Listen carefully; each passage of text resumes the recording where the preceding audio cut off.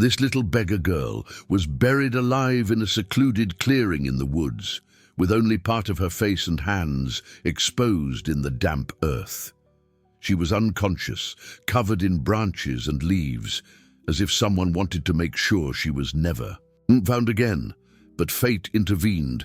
A Wall Street tycoon who was flying over the area in his private jet, searching for a plot of land to buy, spotted something strange among the trees. What happened next would forever change both of their destinies, revealing secrets neither of them imagined they carried. Subscribe to the channel for heartwarming stories every day. The private jet sliced through the morning sky with surgical precision, its engines creating invisible ripples in the warm air. Inside, the tycoon adjusted the cuffs of his bespoke Italian shirt as he surveyed the vast green expanse below. His eyes, cold as glacial ice, showed no interest in the natural beauty of the forest. To him, this verdant immensity represented only numbers, acres, profit potential, investment opportunities. "Sir, we're approaching the property you wanted to assess," said the pilot, his voice cutting through the steady drone of the engines. The tycoon nodded, without taking his eyes off the window. At 42, he had built an empire based on cold, calculated decisions. There was no room in his life for sentimentality or hesitation. Every move was planned, every investment analyzed, from every possible angle. It was this coldness that had taken him to the top, but it was also what kept him isolated in a tower of glass and steel, observing the world below like a chessboard. The property he intended to buy stretched for thousands of acres. The plan was simple: acquire the land, strategically clear-cut it, and build a luxury resort that would generate astronomical profits. The fact that dozens of families of squatters would be displaced was nothing more than a bureaucratic detail in his calculations. "There, sir," the pilot pointed to a clearing that opened up like a wound in the dense woods. The tycoon frowned. There was something strange about that open space, an irregularity in the terrain, something that didn't fit the natural pattern of the landscape. He picked up his binoculars and focused on the area. For a moment, he thought he saw a subtle, almost imperceptible movement. "Land," he ordered, his voice as sharp as a knife. "Sir, there's nowhere to land down there," replied the pilot, hesitant. "Find a place, now." The pilot knew that tone well. In his 5 years working for the tycoon, he had learned that questions were not welcome. He maneuvered the jet skillfully, finding a small clearing a few hundred yards from the spot that had caught his boss's attention. The tycoon stepped out of the aircraft with purposeful strides, completely ignoring the branches that scratched his designer suit. His Italian leather shoes sank slightly into the damp ground as he walked towards the spot he had observed from above. The silence of the forest was broken only by the sound of his footsteps and the distant hum of the jet. Meanwhile, a few yards away, buried in the cold, damp earth, a 6-year-old girl struggled between life and death. Her fragile little body, covered only in dirty rags, was partially buried. Only part of her face, thin and pale, remained exposed, along with a small hand that moved almost imperceptibly. The child had been abandoned there for 2 days. Her mother, a young woman consumed by illness and poverty, had died in her arms after a long agony on the streets of the city. Before passing, she whispered words of love and hope that the girl could barely understand. After that, cruel men brought her to this isolated place as if wanting to erase any trace of her existence. But the girl resisted. In her small fingers, she tightly clutched a damp cloth bundle, the only inheritance her mother had left. It was all that remained of a love that, even in misery, had been true and pure. The tycoon continued walking, guided by an intuition he couldn't explain. His entire life had been governed by logic and reason, but at that moment, something different was driving him. It was as if an invisible force was pulling him towards that clearing, towards an encounter that would change everything. The sun, filtered through the treetops, creating a play of light and shadow on the forest floor. The air was heavy with moisture and the sweet scent of wildflowers. It was a stark contrast to the sterile and controlled world in which the tycoon was accustomed to living. He stopped abruptly. There was something there right in front of him. A small mound of disturbed earth covered in branches and leaves. It didn't seem natural. Someone had dug there recently. His eyes, trained to detect irregularities in business, now picked up details that shouldn't be present in that wild environment. That's when he saw it. A small hand, dirty with earth, that moved slowly.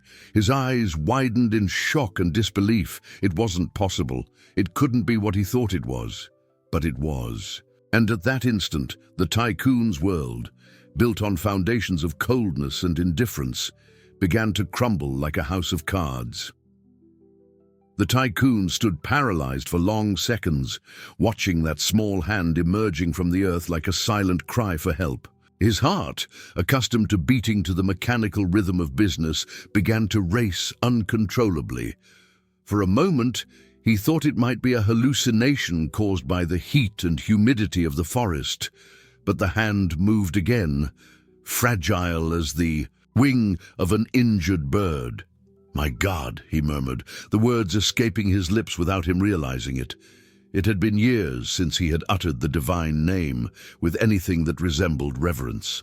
Without hesitation, he threw himself to his knees. On the damp ground, his expensive hands digging into the dirty earth, he began to dig frantically, removing layers of soil, branches, and rotten leaves. His nails, always perfectly manicured, broke and became soiled. His designer suit was stained with mud and sweat. "Hold on," he whispered, though he didn't know if he was talking to himself or to whoever was buried there. "Hold on, please." Little by little, a face began to emerge from the earth. It was the face of a child, a girl of perhaps 6 years old. Her skin was pale and bluish, her lips cracked and dry. Her eyes remained closed, but there was a subtle movement in her chest. She was still breathing. The tycoon continued digging, removing the earth that covered the small body. The girl was dressed in rags that must once have been a dress, now unrecognizable from being so dirty and torn. She was thin, dangerously thin, as if she hadn't eaten for days. When he finally managed to free her completely from the earth, she opened her eyes. They were big, dark eyes, full of a fear that seemed too ancient for someone so young. For a moment, she stared at him with a mixture of terror and confusion. Then, she tried to pull away, but she was too weak to move. "I'm not going to hurt you," he said, his voice coming out softer than he intended. "It's okay now." But the girl didn't respond. She just watched him with those immense eyes, like a wounded animal that doesn't know whether to trust or flee. In her small hands, she clutched something to her chest, a damp cloth bundle that seemed to be the most precious thing in the world to her. The tycoon took off his jacket and carefully wrapped it around the child's trembling little body. She didn't resist, but she didn't relax either. She remained tense, alert, as if she expected him to turn into another threat at any moment. "How did you get here?" he asked, although he didn't expect an answer. His mind, trained to solve complex problems, worked frantically trying to understand the situation. Someone had buried that child there. Someone had tried to kill her in the cruelest way possible. The girl mumbled something inaudible, her lips moving only slightly. He leaned in closer, trying to catch her words. "Mommy," was what he managed to hear. "I want my mommy." A strange pang went through the tycoon's chest. It was a feeling he hadn't experienced in a long time, genuine, uncalculated compassion. Looking at that fragile and frightened child, he found himself confronted with something that his billions couldn't buy or control. Human vulnerability in its purest form. "Where's your mommy?" he asked gently. The girl closed her eyes and a tear rolled down her dirty face. She didn't say anything, but the answer was clear in her silence. Her mother was no longer there, perhaps never would be again. The tycoon stood up, carrying the child in his arms. She weighed almost nothing, as if she were made of air and sorrow. Against his chest, he could feel her heart beating too fast, like that of a frightened little bird. "We need to get out of here," he said, more to himself than to her. "We need to get you to a doctor." As he walked back to the private jet, his mind didn't stop working. There were procedures to follow, authorities to contact. This wasn't a situation that could be solved simply with money and influence. It was something much more complicated, much more human. But why did he care? Why had that unknown child awakened in him something he thought was dead long ago? It was a question he couldn't answer, but he couldn't ignore it either. The pilot was shocked to see his boss emerge from the woods carrying a child covered in mud. "Sir, what? To the nearest hospital." "Now," ordered the tycoon, his voice laden with an urgency that the pilot had never heard before. "But sir, shouldn't we call the authorities first, if she was—" "The hospital, immediately." As the jet took off, the tycoon looked down at the clearing where he had found the girl. She continued to clutch the cloth bundle to her chest, as if it were her only anchor in a world that had proven too cruel for someone so small. He didn't know it yet, but that bundle held secrets that would change not only the girl's destiny, but his own. Secrets that would confront him with a past he had buried as deeply as the child had been buried in that clearing. The wind from the jet ruffled his hair as he gazed at the sleeping face of the girl. For some reason he couldn't explain. He felt that his life had just taken a completely new direction, and for the first time in many years, he wasn't sure if he was prepared for where that direction would lead him. The private hospital was a monument to medical luxury, with corridors of polished marble and rooms that looked more like five-star hotel suites. The tycoon had chosen the best, naturally. It was what he always did, buy excellence no matter the price. The girl was immediately taken to the emergency unit. Doctors and nurses surrounded the small gurney like protective bees, their voices whispering technical terms that sounded like a foreign language to the tycoon's ears. Severe dehydration, malnutrition, hypothermia, possible sepsis. Each word was an accusation against a world that had allowed a child to reach that state. "Sir, we need some information," said the head physician, a middle-aged woman with kind but determined eyes. "Child's name, documents, guardians." The tycoon was silent. He had no answers to any of those basic questions. He didn't even know the name of the girl he had saved. "I found her in the woods," he said finally. "Buried. Someone tried to kill her." The doctor exchanged a worried look with the head nurse. Cases like these were complicated, involved protocol, police, social services. "Sir, we're going to need to contact the authorities." "Do whatever is necessary," he interrupted, "but first, save her, no matter the cost." While the doctors worked, the tycoon found himself in completely unfamiliar territory. Sitting in the luxurious waiting room, surrounded by magazines he couldn't read and a coffee he couldn't drink, he tried to process what had happened in the last few hours. His secretary called 3 times. There were important meetings cancelled, contracts waiting to be signed, multi-million-dollar decisions that only he could make. But for the first time in his career, these matters seemed irrelevant. His mind was occupied with the image of a small hand emerging from the earth. "Why do you care?" he murmured to himself, the question echoing in the silence of the waiting. A room. He had no children. He had made that decision consciously years ago, considering children as unnecessary complications in a life dedicated to success. Relationships were temporary transactions, partnerships based on mutual convenience. Love was a weakness that men like him couldn't afford to feel. So why had that unknown child broken through all his defenses so easily? The doctor came out of the girl's room 3 hours later, carefully removing her surgical gloves. Her expression was a mixture of relief and concern. "She's going to be okay," she said. "Physically, at least. We managed to stabilize her, but sir," she hesitated, "she doesn't speak. We don't know if it's psychological trauma or if there's some neurological problem. She's going to need specialized care." "Whatever she needs," the tycoon replied without hesitation. "Psychiatrists, therapists, anything." The doctor studied him with curiosity. "May I ask what your relationship is to the child?" He didn't know how to answer. What relationship did he have with that girl? He was a stranger who had stumbled upon her tragedy by chance. He had no legal or moral right to make decisions for her. "I found her," he said simply. "The authorities will want to speak with you. Cases of abandonment and attempted homicide are investigated by the police. Child Protective Services will also be involved." Attempted homicide. The words landed like a punch to his gut. Someone had tried to kill that defenseless child, burying her as if she were trash. What kind of monster would be capable of doing that? "Can I see her?" he asked. The doctor hesitated. "She's still very fragile, and we don't know how she'll react to strangers." "Please." Something in the tone of his voice, a vulnerability he rarely displayed, made the doctor give in.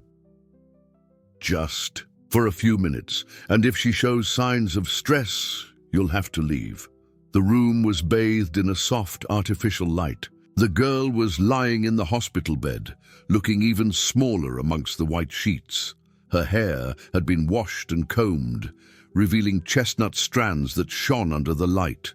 Her skin, now clean, showed a pallor that spoke of months of malnourishment. But it was her eyes that hit him like a lightning bolt.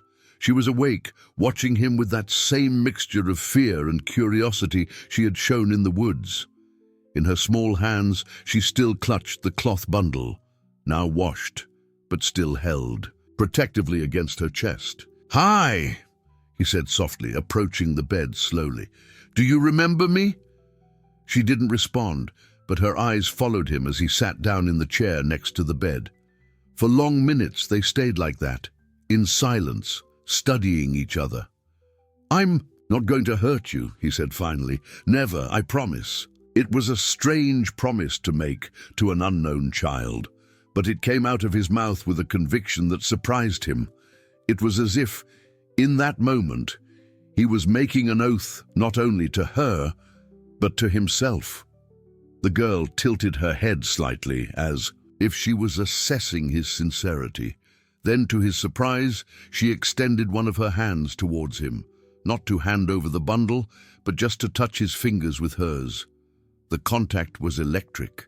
Her skin was warm now, no longer cold as when he found her in the earth. Her hands were tiny compared to his, but there was a surprising strength in that timid touch. "What's your name?" he asked gently. She opened her mouth as if to speak, but no sound came out. She closed her eyes, frustrated, and tears began to roll down her cheeks. "It's okay," he said, gently squeezing her hand. "You don't have to talk if you don't want to. We have time. We have time." The words came out naturally, as if he had already accepted that he would be there for a long time. As if that child had already become his responsibility, without him consciously making that decision. Outside the room, voices approached, police officers probably, and social workers. Soon, he would have to face questions he had no answers to, explain motivations he didn't fully understand himself. But at that moment, sitting next to the bed of that nameless girl, the tycoon felt something he hadn't experienced in a long time. Purpose, not the artificial purpose of increasing profits or expanding businesses, but something deeper, more human. He didn't know yet that that bundle she was protecting held secrets that would completely transform his understanding of who she was. He didn't know that within those damp rags was a truth that connected him to that child, in a way that went far beyond chance. For now, he was just a wealthy man trying to understand why a buried girl had unearthed feelings he thought he had lost forever. The first few days in the hospital followed a strange and new routine for the tycoon. He had cancelled important meetings, postponed international trips, and delegated decisions that normally required his personal attention. His secretary, an efficient woman accustomed to her boss's whims, was perplexed by this sudden change of priorities. "Sir, the meeting with the Japanese investors has been rescheduled for the third time," she said during one of her daily calls. "They're starting to question your commitment to the project." "Reschedule it again," he replied, without taking his eyes off the girl who was sleeping peacefully in the hospital bed. "Or cancel it altogether. I don't care." The girl had gradually become accustomed to his presence. In the beginning, she tensed whenever he entered the room, her eyes following his every move with suspicion. But little by little, she began to relax. She still didn't speak, but occasionally she would manage something that might have been a smile when he brought small gifts. Flowers picked from the hospital garden, colorful drawings, a teddy bear that she hugged when she thought no one was. Looking, the cloth bundle never left her hands. Even during medical exams, she refused to let go of it. The doctors had tried to convince her a few times, explaining that they needed to check if there was anything in there that might be causing some kind of infection, but she would become hysterical whenever anyone tried to take it from her. "It's all she has," explained the child psychologist, who had been called in to assess the case. "It's probably the last link to her previous life, to the family she lost. Forcing her to separate from it would be traumatic." The tycoon watched these attempts with growing frustration. There was something about that bundle that deeply intrigued his analytical mind. The way she protected it, the almost religious devotion with which she held it, suggested that its contents were more than just an object of comfort. It was on the fifth night, during one of his voluntary vigils beside the girl's bed, that the opportunity finally arose. She had fallen asleep after a particularly exhausting session with the physical therapist, and in her relaxed sleep, the bundle slipped slightly from her hands. The tycoon hesitated. Violating that child's privacy seemed wrong, almost cruel. But there was something, an intuition he couldn't ignore, that pushed him towards that small package of damp fabric. With extreme care, he opened a small fold of the cloth. Inside, his fingers touched paper, documents perhaps, photographs. His heart began to race without him knowing why. He carefully removed a piece of yellowed paper, folded several times. It was a letter, handwritten in a shaky but determined script. The words were faded, some blurred by moisture but still legible. "If anyone finds my daughter, take care of her. She's the only good thing I leave in the world." The tycoon felt the world spin around him. His vision blurred and he had to lean on the chair to keep from falling. He knew that handwriting. He had seen those letters before, in love notes written in haste, in birthday cards he had kept and then thrown away in a fit of coldness. With trembling hands, he continued unfolding the paper. There was more text below. "Her name is Sophia. She was born on March 15, 2018. Her father never knew she existed. He gave me money for an abortion that never happened. I couldn't take that life from inside me. I couldn't destroy the only miracle that had ever happened to me." The paper fell from his hands like a dried leaf. Sophia. The girl had a name, had a history, had a mother who had loved her enough to protect her even in her last moments of life. But there was more in the bundle.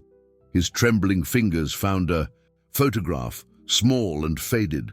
When he brought it into the light, his world completely collapsed. It was her, Marina, the woman he had had an affair with more than 7 years ago. The young and passionate woman he had seduced, used, and discarded when the situation got complicated. The woman who had said she was pregnant and whom he had convinced, no, forced, to have an abortion. In the photograph, Marina held a baby, A small girl with the same dark eyes that were now watching him from the hospital bed. The back of the photo had a date. Sophia, 3 months old.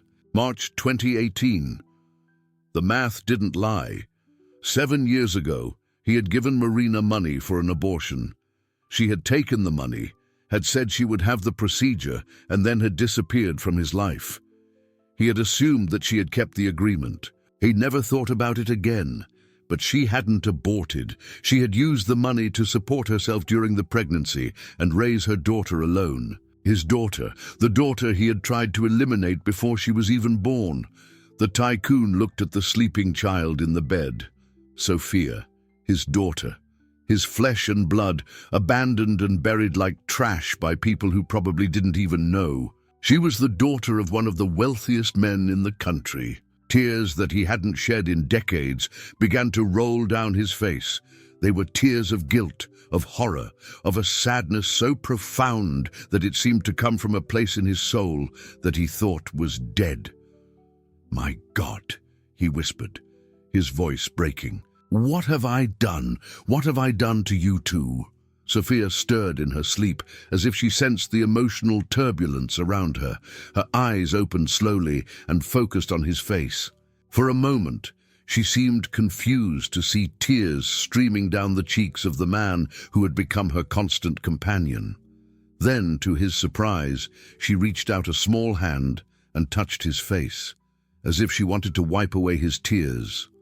The gesture was so natural, so full of instinctive compassion, that he almost broke down completely. "Sophia," he murmured her name for the first time. "Sophia."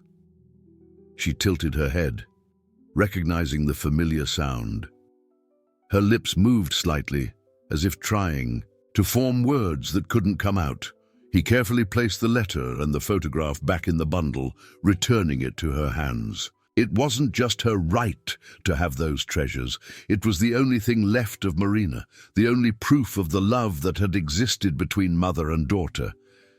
But now, he knew the truth. The girl he had found buried in the woods wasn't a stranger who had awakened his compassion by chance. She was his daughter. She was the living consequence of a cruel choice he had made years ago. And Marina was dead. The woman he had loved, used, and discarded had died somewhere alone and in misery, protecting until the end the daughter he had tried to prevent from being born. The weight of this reality was overwhelming. He wasn't just a generous savior who had found an abandoned child. He was the father who had caused, directly or indirectly, all the suffering his daughter had gone through. How could he ever forgive himself for this? And more importantly, how could he deserve the love and trust of that innocent child? Sitting in that hospital chair, holding his daughter's hand for the first time in 6 years of her life, the tycoon finally understood the true meaning of the word redemption. It wouldn't be easy. Maybe it wasn't even possible. But he would try, for Sophia, for Marina, and for the part of his humanity he had found buried in that clearing along with his daughter. The revelation of paternity changed everything, and paradoxically, nothing. Sophia continued to be the same fragile and frightened child he had found buried in the woods, but now every look of hers carried a new weight for him. It was the look of his daughter, the daughter he had denied the right to exist. The following days were an emotional roller coaster. The tycoon hired the best private investigators in the country to find out what had happened to Marina. The truth that emerged was even more painful than he had imagined. Marina had lived the last few years in extreme poverty. After he had discarded her, she tried to work, but the pregnancy complicated everything. Without professional qualifications and with a small child to raise, she ended up on the streets. She did sporadic jobs, lived in temporary shelters, fought against hunger and disease with a determination that the investigator described as heroic. "She never asked for help, sir," reported the private detective. "We found people who knew her. They all say the same thing. She was too proud to beg, but she would do anything to protect her daughter." The report continued with details that cut the tycoon's heart like blades. Marina had died of pneumonia 3 weeks before, alone in a public hospital. Sophia had stayed a few days with a neighbor in a tenement who could barely support herself. Then she disappeared. The investigator suspected that people linked to child trafficking had tried to sell her, but when they discovered that she didn't speak, they considered her defective and abandoned her in the woods. They tried to kill her because they couldn't profit from her, said the investigator, his voice laden with disgust. For them, a mute child has no commercial value. While processing this devastating information, the tycoon tried to build a relationship with Sophia. It was completely uncharted territory for him. He had never dealt with children, much less with a traumatized child who had lost everything. He started with small gestures. He brought children's storybooks and read them aloud, even though he knew she didn't react. He bought crayons and paper, always leaving them within her reach. He brought fresh flowers every day, creating small, temporary gardens on the windowsill of the room. Sophia watched him with growing curiosity. Her eyes, initially wary, began to show something that could have been interest. When he arrived in the morning, she would sit up straighter in bed, as if she were waiting for him. When he left at night, her gaze followed him to the door. The first real sign of progress came in the second week. Sophia had picked up one of the crayons and started scribbling on the paper. At first they were just disjointed lines, nervous strokes that seemed more like discharges of anxiety than actual drawings. But gradually, shapes began to emerge. She drew a house, small, simple, with a door and 2 windows. Next to the house, 2 figures, one big and one small, holding hands. The larger figure had long hair, clearly a woman. The smaller one was obviously a child. "Marina and you," he said softly, recognizing the drawing. "Your mommy and you." Sophia stopped drawing and looked directly at him. For a moment, he thought she was going to speak. Her lips moved, but no sound came out. Frustration crossed her face, followed by sadness. "It's okay," he said, approaching slowly. "You don't have to talk if you can't. I understand." She pointed to the drawing, then to herself, then to him. The message was clear. She was trying to explain her story, her previous life, her loss. "She loved you very much," he said, his voice choked. "Your mommy loved you more than anything in the world." Tears began to stream from Sophia's eyes. They weren't tears of fear or physical pain, but tears of pure longing. For the first time since he had found her, she was processing her loss, allowing herself to feel Marina's absence. The tycoon approached even closer and, hesitantly, extended his arms. Sophia watched him for a long moment, as if assessing whether she could trust that gesture. Then slowly, she leaned towards him. When she snuggled into his arms, he felt something he had never experienced before. It was a mixture of fierce protection, unconditional love, and a responsibility that went far beyond any business or commitment he had ever made. It was paternal love awakening, late but overwhelming. "I'm not going to leave you," he whispered in her ear. "No one's going to hurt you ever again, I promise." Sophia pulled back slightly and looked him in the eyes. There was something different in her expression, a spark of hope that hadn't been there before. Then, to his complete surprise, she touched her own chest and then his. It was a simple but deeply significant gesture. She was establishing a connection, acknowledging that they now belonged to each other. The doctors began to talk about hospital discharge. Physically, Sophia was recovering well. She had gained weight, her wounds had healed, and the tests showed no permanent damage. But the legal issue was complicated. "You need to understand," explained the social worker assigned to the case, "that you can't just take the child home. There are procedures, evaluations, documentation required. And frankly, the fact that you're a single man with no experience with children complicates things. The tycoon felt a rising fury. Bureaucracy and prejudice were coming between him and his daughter. His daughter, he was still getting used to the idea, but with each passing day, she became more real, more natural. "What do I need to do?" he asked, his voice controlled but firm. "Tell me what you need and I'll provide it. First, we need to legally establish your relationship with the child. If you claim to be the father, we'll need DNA tests, then psychological evaluations, home visits, interviews." The process would be long and invasive. His private life would be scrutinized, his motivations questioned, his ability to be a father assessed by strangers. It was humiliating for someone accustomed to controlling all the variables of his existence. But when he looked at Sophia, who was drawing another house, this time with 3 figures in the door, he knew that he would face any humiliation, any obstacle.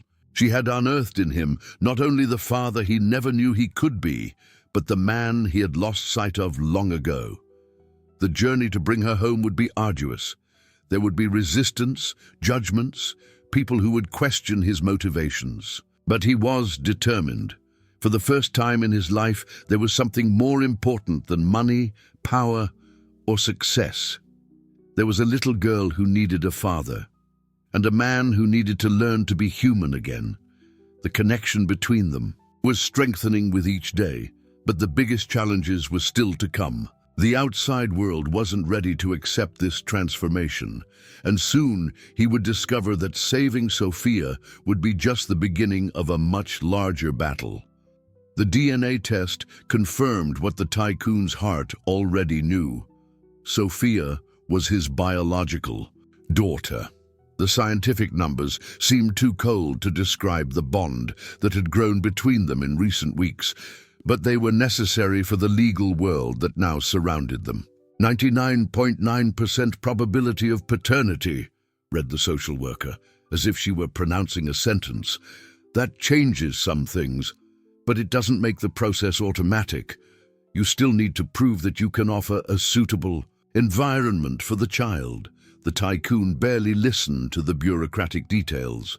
His mind was focused on Sophia, who had become more responsive each day. She still didn't speak, but she had developed her own language of gestures and expressions that he was learning to decipher. A touch on his arm meant she wanted his attention. A gaze directed at the window meant she wanted to see the birds that came to drink water on the windowsill. A shy smile, rare but precious, meant she felt safe. It was during one of those quiet afternoons that Sophia did something extraordinary. She picked up the crayon and started drawing, but this time it was different. With firmer and more determined strokes, she drew a male figure next to the female figures she always created. "Who's this?" he asked softly, although he already knew the answer. Sophia pointed to the drawing, then to him. Then, deliberately, she drew a line connecting all 3 figures. It was her version of a family that included him. "You want me to be part of your family?" he asked, his voice choked with emotion. She nodded vigorously, then reached up and placed her small hand over his heart. It was a gesture that had become ritualistic between them, her way of saying that he was kept there, in the safest place she knew. But the outside world wasn't willing to accept this new family configuration without a fight. The news that one of the wealthiest men in the country had discovered he had an abandoned daughter had leaked to the press, and the reaction was immediate and brutal. "Tycoon finds secret daughter buried alive," the headline screamed. "Business magnate's forgotten child. From rags to riches, the story that moves the nation." Journalists surrounded the hospital like vultures. Undercover reporters tried to infiltrate as visitors. Photographers with powerful lenses tried to capture images of Sophia through the windows of the room. What should have been a private process of healing and reconnection had become a public spectacle. "We need to get out of here," the tycoon told the medical staff. "This is turning into a circus." "The child still needs specialized care," protested the head physician. And legally, we can't just release her into your custody without... Then, find a way. His voice cut through the air like a knife. Pay the specialists whatever it takes. Set up a medical structure in my home. Do whatever is necessary. But get my daughter out of this place. My daughter. It was the first time he had used those words out loud, and they sounded natural, right? Sophia was his daughter, not just biologically, but in every sense that really mattered. The transfer was organized with military precision. A private ambulance, escorted by security guards, took Sophia to the tycoon's mansion. The property had been quickly adapted with medical equipment, and a team of specialized nurses was hired to ensure her complete recovery. But it was when they arrived at the mansion that the true impact of the transformation became clear. The house, once a monument to elegant solitude, had become something different.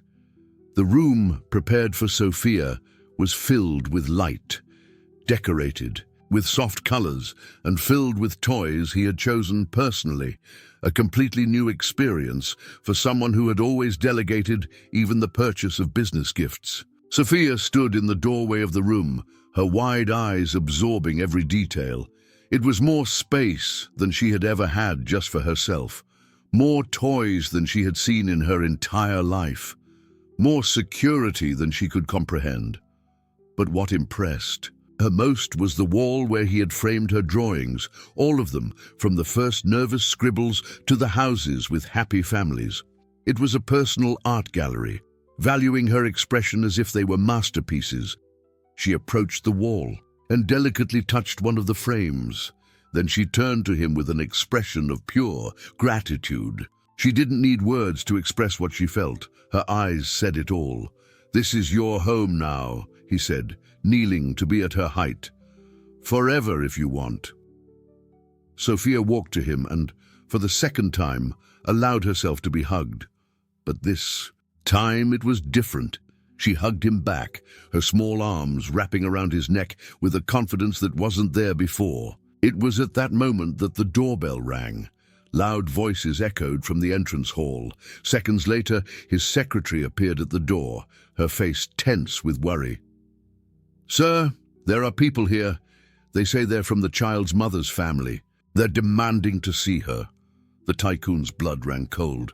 Marina's family, she had never mentioned having close relatives. During their months together, she'd talked about being an orphan, about having grown up in institutions.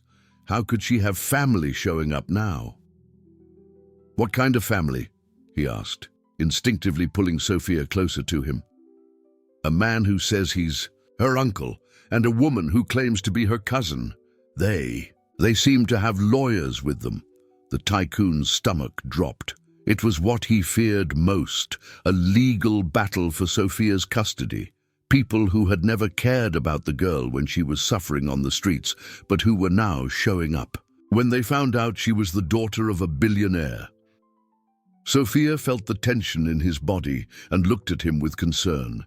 Her eyes, always so expressive, reflected a growing anxiety. She might not understand the words, but she perfectly understood the danger that was approaching. "I'm not going to let them take you," he murmured, more to himself than to her. "Not after everything you've been through." But even as he made that promise, he knew that the fight was just beginning. Money could buy many things, but it couldn't buy the right to be a child's father. That right would have to be earned, defended, and possibly fought for to the end. Sophia snuggled closer to him, as if she knew that a storm was approaching. And she was right. The hardest part of their journey together was just beginning. From downstairs, voices demanded justice, family, legal rights. But there, in that room full of light and framed drawings, a father and a daughter prepared to fight for the right to be a family. The truth had freed them to find each other. Now, that same truth could be used to separate them again. The living room of the mansion had transformed into a silent battlefield. On one side, the tycoon with Sophia in his arms, surrounded by his lawyers. On the other, a gaunt man in his 40s who introduced himself as Roberto, Marina's uncle, accompanied by a blonde woman who claimed to be the deceased's cousin. "You never showed up when she needed you," the tycoon said, his voice as sharp as ice. "Marina died alone, in misery. Sophia was almost murdered. Where were you?" Roberto, a man with a worn appearance but wearing obviously new clothes, smiled unpleasantly. The circumstances were complicated. Marina distanced herself from the family when she decided to have this child. We didn't approve of her choices. What choices? Keeping her daughter alive? She could have had a decent life if she had done what you suggested at the time, the blonde woman, identified as Carla, retorted. An abortion would have been better for everyone. The words hit the tycoon like physical blows. It was true. He had suggested no, demanded that Marina have an abortion. He had offered money, he had pressured her, he had refused to assume any responsibility. Now these people were using his own words against him. Sophia, who was sitting on his lap, began to tremble. She didn't understand the complex words, but she perfectly grasped the hostility in the air. Her small fingers gripped his shirt with increasing force. "What do you want?" he asked directly. "Justice," Roberto replied, but his eyes gleamed with greed. "Sophia is our family, blood of our blood. She can't stay with a stranger, no matter how rich he is. I'm her father." "Father?" Carla laughed bitterly. "You're the man who tried to kill her before she was even born, who paid to have her eliminated. Now you want to play the hero?" Each word was a true and painful accusation. The tycoon felt the weight of his past choices like stones in his chest. He had been all that they were saying. He had been cruel, irresponsible, inhuman. "People change," he said, his voice lower now. "I've changed. Changed because you found out she's rich now," Roberto retorted. "Because her story gave you good publicity. But what about when the novelty wears off? What about when she's no longer useful for your image?" Sophia turned in his lap and touched his face with her small hands. Her eyes, big and worried, searched his. It was as if she was trying to give him strength, to remind him that she trusted him. "She's not an object," he said, his voice gaining strength again. "She's a child who has suffered unimaginable trauma. She needs stability, love, specialized care. She needs her real family," Carla insisted. "We can give that to her." "Real family?" The tycoon's voice rose. "Where were you when she was being buried alive? When she was starving on the streets? When Marina died alone in a public hospital?" Roberto leaned forward, his smile becoming more cruel. "We were waiting for the right moment, and that moment has arrived now. We have legal rights. We have documentation proving our kinship with Marina, and we have something else." He signaled to the lawyer accompanying him, a man in a cheap suit but with calculating eyes. The lawyer opened a briefcase and took out some documents. "We have witnesses," said the lawyer. "People who heard you pressuring Marina to have an abortion, who saw the money you gave her specifically for that purpose. We have records of how you abandoned her when she needed you most." The silence in the room was suffocating. The tycoon's lawyers exchanged worried glances. It was true that his past with Marina wasn't defensible. There were documents, there were people who knew the story. "More importantly," continued the cheap lawyer, "we have evidence that your sudden change of heart isn't genuine. It's a marketing ploy to improve your reputation after some recent scandals in your businesses." Sophia began to cry softly. She didn't understand the words, but she felt the emotional storm around her. The tycoon hugged her tighter, whispering words of comfort in her ear.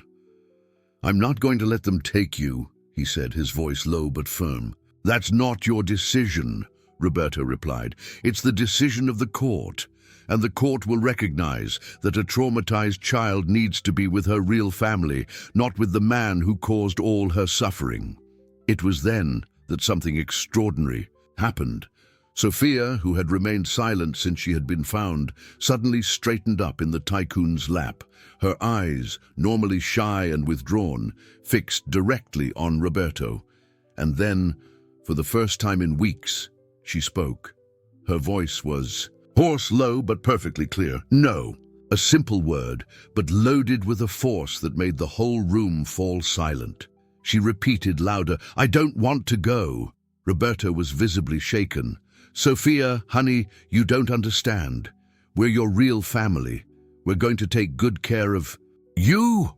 Sophia shook her head vigorously and clung even tighter to the tycoon. "He found me," she said, her voice gaining more strength with each word. "He pulled me from the earth. He saved me." Tears streamed down the tycoon's face. Hearing his daughter's voice for the first time, seeing her defend the bond between them, was both the greatest joy and the greatest responsibility he had ever felt. "Sophia," Carla tried, "you're too little to understand." "I understand." The girl interrupted, turning to look directly at the woman. "You never looked for me. You never looked for my mother. You only came now." The wisdom in that 6-year-old's voice was astonishing. She had seen and lived more than many adults, and that experience had given her a brutal clarity about the motivations of the people around her. Roberto tried one last card.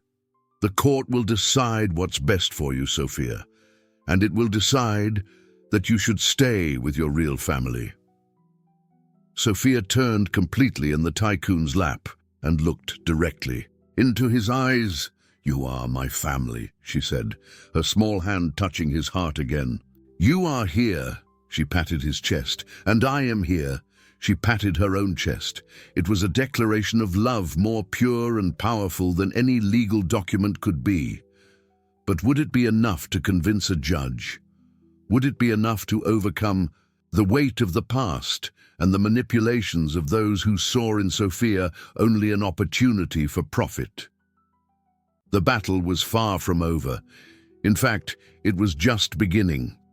But for the first time since those strangers had appeared at his door, the tycoon felt a spark of hope. Sophia had found her voice, and with it, she had declared where she chose to stay. Now it remained to be seen whether the world would listen to a 6-year-old girl or whether the weight of money and legal manipulations would speak louder. The court case that followed was one of the most closely watched by the national media. The Sophia case, as it became known, divided opinions and sparked heated debates about fatherhood, abandonment, second chances, and the true meaning of family. The tycoon hired the best lawyers in the country, but he knew that his defense couldn't be based solely on legal competence. He needed to prove that he had changed, that his love for Sophia was genuine, that he deserved a chance to be the father he had never been. The days leading up to the trial were intense. Sophia, protected by a court order that limited media access, lived in the mansion under continuous medical and psychological care. Her physical recovery was almost complete, but the emotional scars required constant attention. "She's progressing remarkably," reported the child psychologist during one of the assessment sessions. "The trauma is being processed in a healthy way, and she demonstrates an impressive capacity for resilience. But," she hesitated. "What?" asked the tycoon, fearing the worst. "She's developed a very strong attachment to you. It's understandable, considering that you were her first experience of safety in a long time. But a judge could interpret that as traumatic dependence, not as a genuine family bond." It was a cruel paradox. The love and trust that Sophia showed him could be used against them in court. His opponents would argue that she was confusing gratitude with filial love, that she was suffering from infantile Stockholm syndrome. During this period, the tycoon did something he had never done before. He completely opened his private life to scrutiny. He allowed social workers to inspect every corner of his house. He underwent intensive psychological evaluations. He provided financial records, medical history, personal references. More importantly, he started therapy, not just to impress the court, but because he recognized that he needed to understand and process his own transformation. How had he gone from a man capable of pressuring a woman to have an abortion to someone willing to fight for the custody of a child? "You feel guilty," the therapist observed during one of the sessions, "and you're trying to use Sophia to redeem yourself." "Maybe," he admitted. "In the beginning, maybe that was it. But now she's my daughter. Not because I need to redeem myself, but because I love her. What if you lose custody? What if the court decides that she should stay with Marina's relatives?" The question hit him like a punch. He had tried not to think about that possibility, but it hovered over him like a dark cloud. "Then I'll fight to at least have visitation rights. I won't disappear from her life like I did with Marina." Meanwhile, Sophia continued to surprise everyone around her. Her ability to speak returned almost completely, as if finding security had unlocked something that trauma had repressed. She talked about Marina with love and longing, but without the despair of the first few days. She talked about the tycoon as "my daddy," a designation she had created spontaneously. The night before the trial, they sat together in her room, she drawing and he watching. It had become a nightly ritual, quiet time to simply be together without lawyers, doctors, or social workers. "Daddy," she said without looking up from her drawing, "tomorrow are they going to try to take me away?" He felt his heart clench. They had tried to shield her from the legal details, but she was more perceptive than they imagined. "Some people think it would be better for you to live with other relatives," he said carefully, "but I'm going to fight for you to stay here with me." Sophia stopped drawing and looked directly at him. "What if they say you can't be my daddy?" "Then I'll always be your daddy in my heart," he replied, his voice choked. "No matter what happens, no matter where you are, you'll always be my daughter." She got up and went to him, placing her small hands on his face as she had done so many times before. "You won't leave me like you left my mommy?" The question was like a knife to the heart. Sophia knew more about her parents' history than they thought.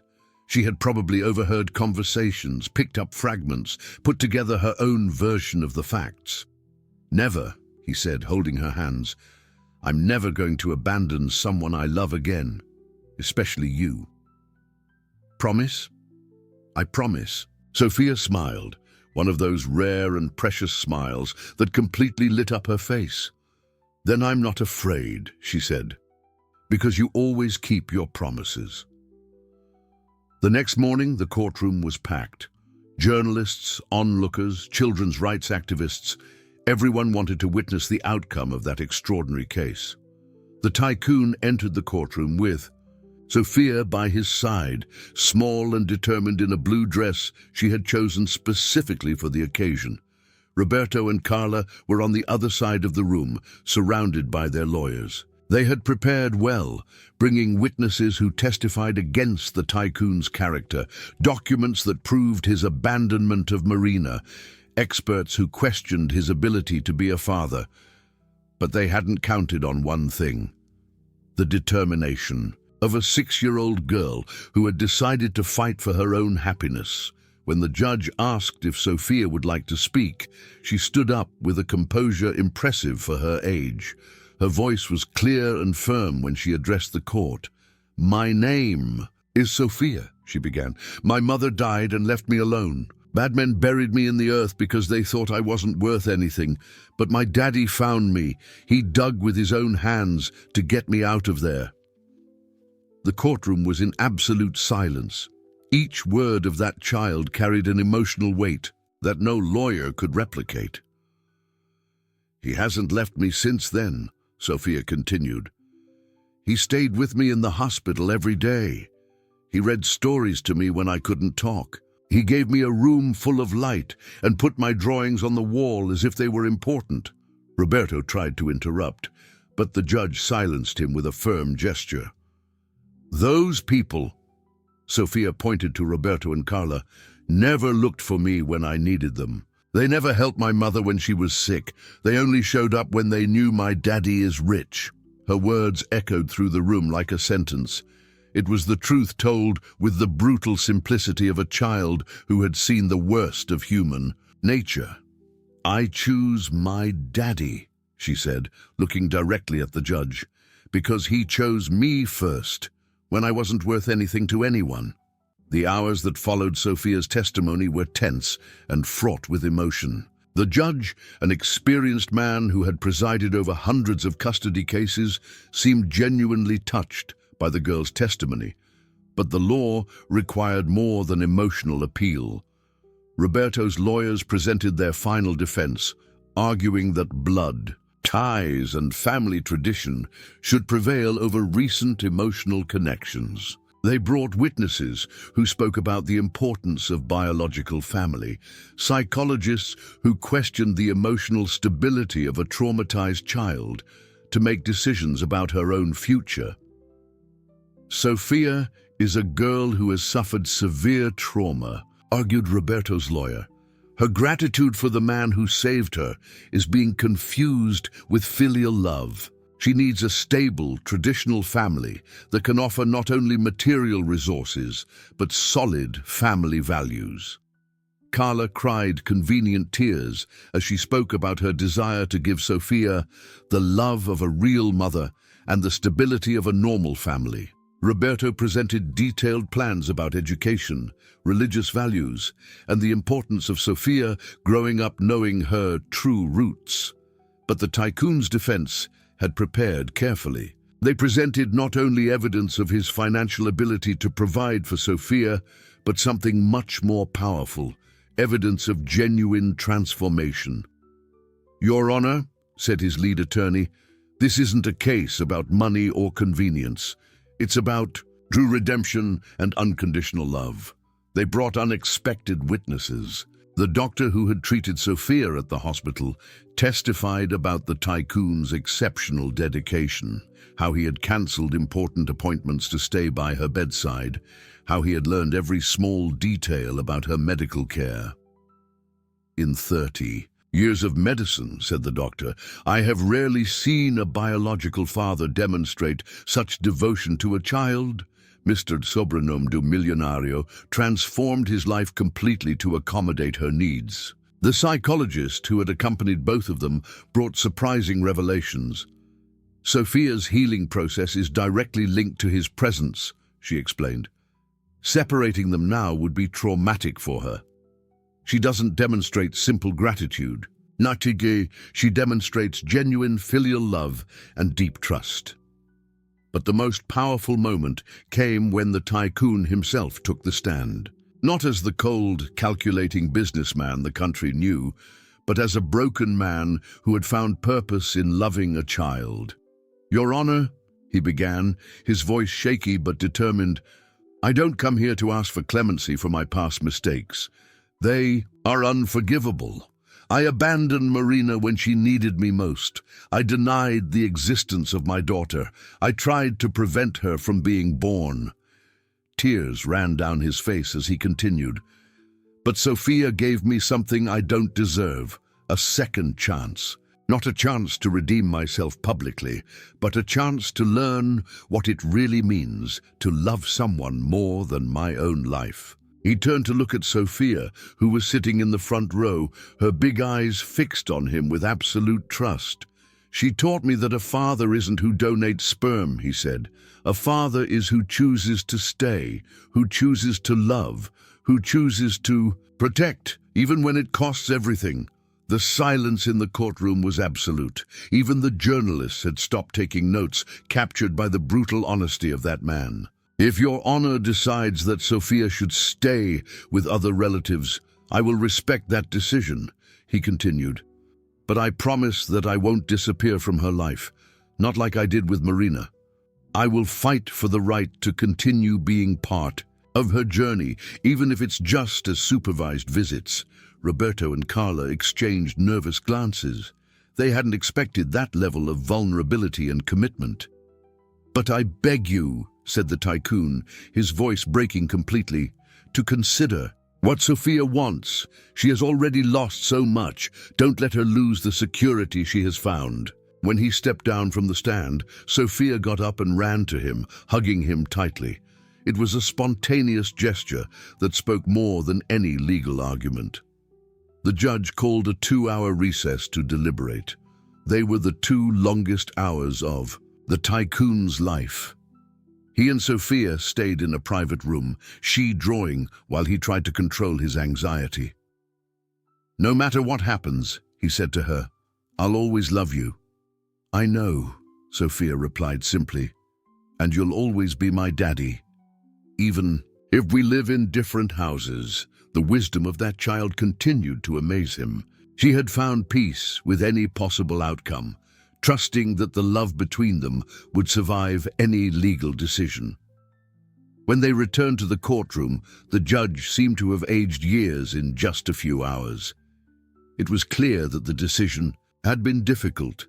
"This is one of the most complex cases I have ever presided over," he began. "It involves issues of abandonment, redemption, family rights, and above all, the well-being of a child who has already suffered unimaginable trauma." Roberto leaned forward confident.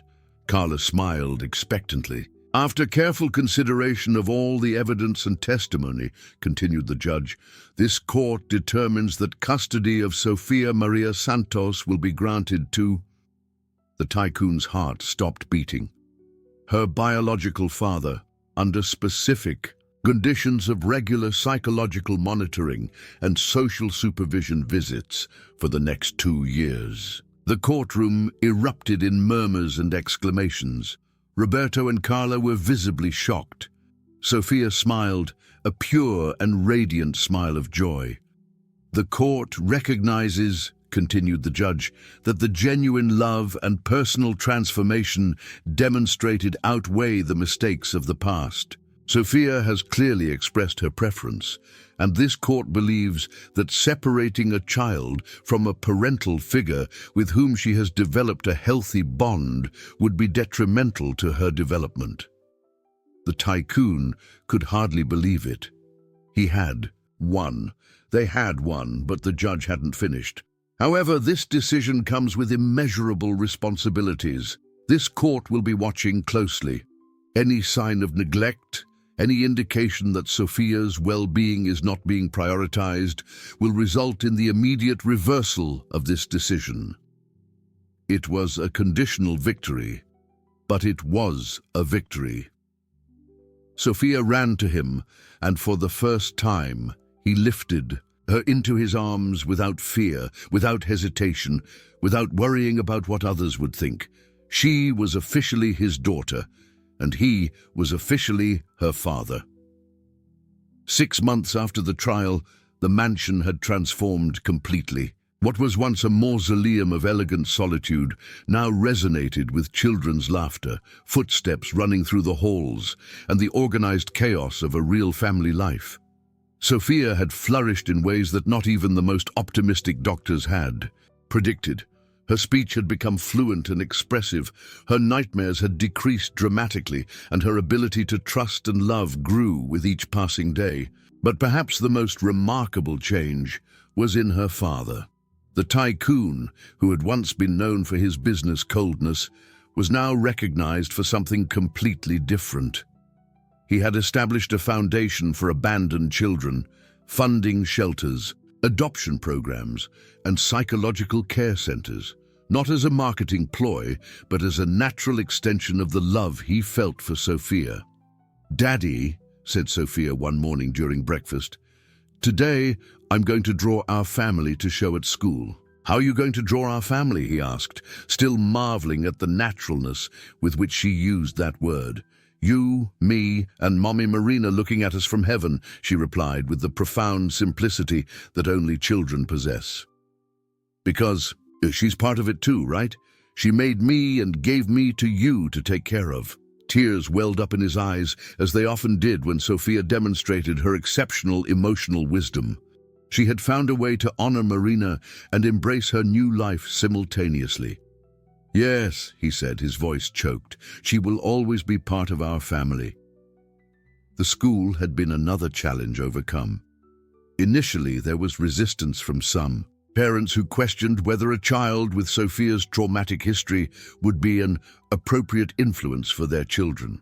But Sophia quickly proved herself to be an extraordinarily empathetic and resilient child who helped struggling classmates and brought a unique perspective on kindness and gratitude. She has a special gift for identifying other children who are suffering, the teacher reported during a meeting. Last week, she noticed that a classmate was sad because his parents were getting divorced.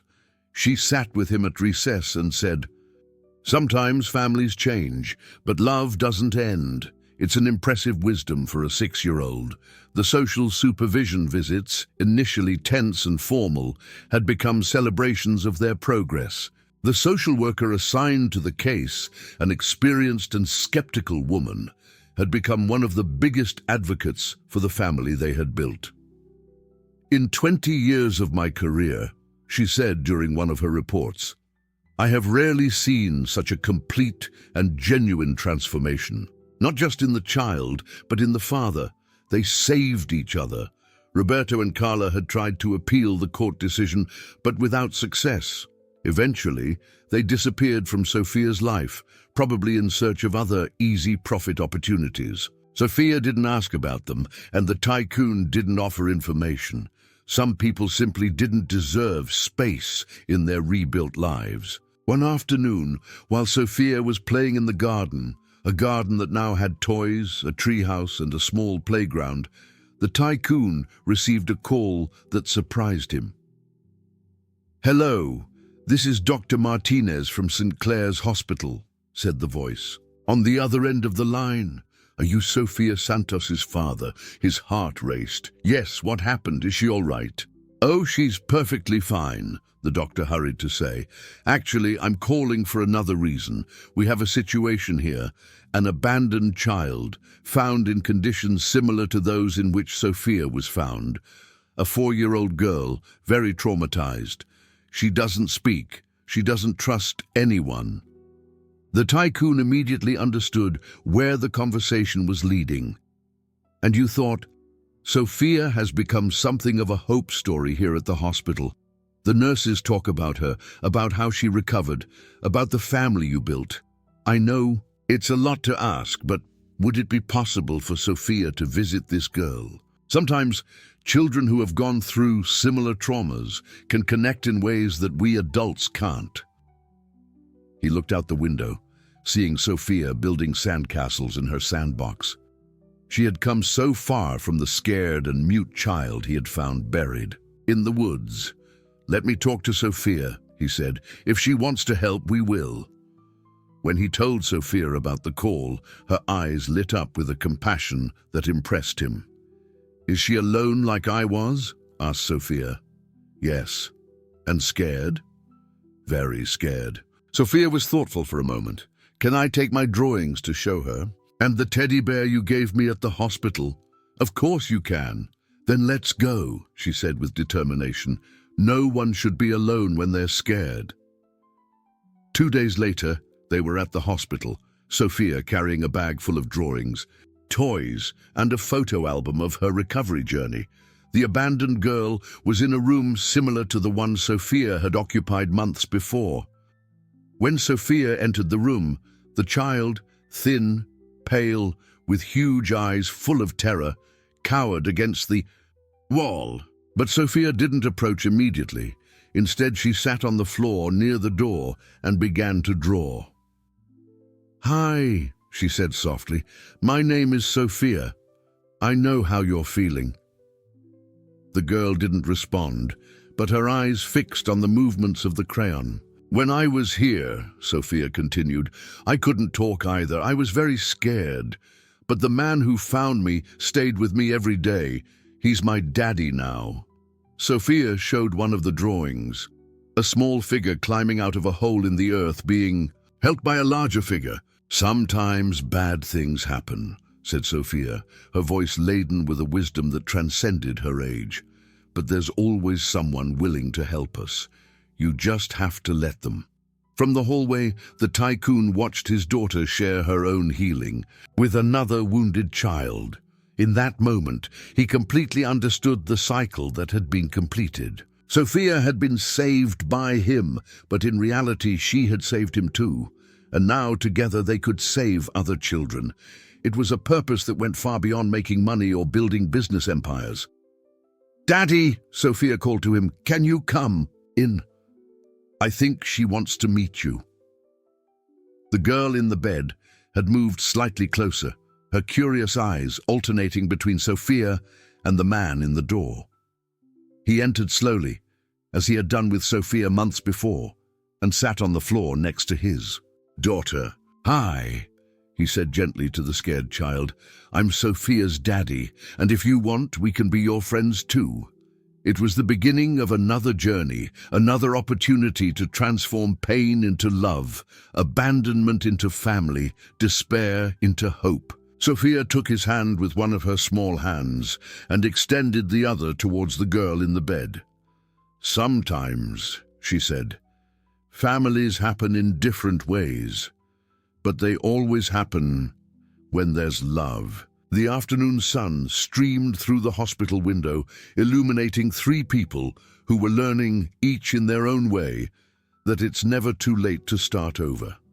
That love can grow in any soil, no matter how devastated it may be. And that sometimes, to find a family, we first need to find ourselves.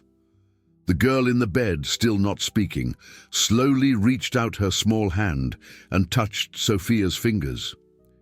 It was a timid first step towards trust, but it was a step, and Sophia smiled. That smile, that had become the brightest light in the tycoon's life, because she knew exactly how this story could end. With love, with patience, and with the courage to believe that every child deserves a chance to be happy. They had been unearthed from the darkness, both of them, father and daughter. And now, together, they would dedicate their lives to unearthing other lost souls, one child at a time.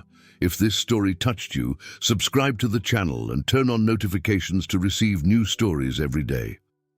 What would you do in the tycoon's place? Comment below and share this story with someone special.